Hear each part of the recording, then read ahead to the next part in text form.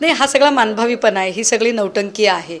जर देवेंद्रजींना पदाची आसक्ती नसेल ना, तर माझं असं म्हणणं आहे की पोर्शे कार अपघात प्रकरण असेल, मुंबईमधल्या हॉस्टेलमधल्या तरुणीचं हत्या प्रकरण असेल, करोडोंचे ड्रगचे साठे सापडण्याचा मुद्दा असेल, काल वसईमधलं हत्या प्रकरण असेल, ज्या वेगवेगळ्या प्रकरणांवरून वारंवार गृहमंत्रालय हे प्रश्नांकित होत आहे. जर एवढाच तुम्हाला विरक्तीभाव भरला असेल देवेंद्रजींमध्ये आणि लोक राजीनामा मागताहेत, तर गृहमंत्रीपदाचा राजीनामा का देऊ नये त्यांनी? उपमुख्यमंत्रीपदाचं नंतर बघू, पण आधी गृहमंत्रीपदाचा तर राजीनामा द्या.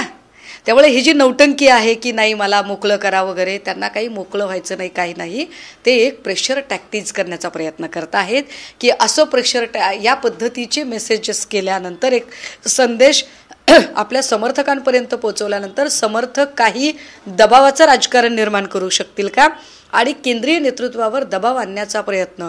पण जेवढा भाजपचा श्रूडनेस आपल्या सगळ्यांना ज्ञात आहे, तिथे अशा दबावाच्या राजकारणाला कुणीही भीक घालेल असं वाटत नाही.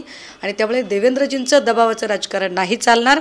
खरंच देवेंद्रजींची इच्छा असेल तर देवेंद्रजींनी तात्काळ नैतिकता म्हणून गृहमंत्रीपदाचा राजीनामा दिला पाहिजे.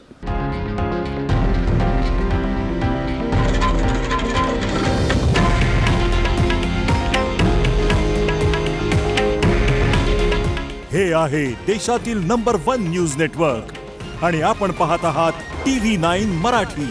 काळजी तुमची, हित महाराष्ट्राचं.